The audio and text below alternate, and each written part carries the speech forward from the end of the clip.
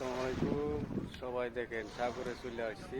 এই যে সাগর, সাগরের পরে দেখেন কত লোক। বিকালবেলা অনেক লোক হয়, দেখেন লোকের অভাব নাই, অনেক লোক। এই সময়ে সবাই আসে, বেড়াইতে আসে, ঘুরতে আসে। দেখতে আসে, সবাই ঘুরতে আসছে।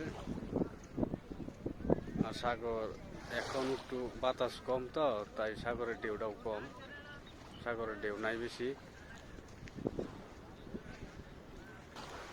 এই সাইডে অনেক লোক দেখতেছেন।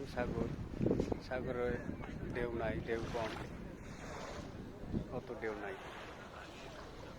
সবাই ভালো থাকবেন।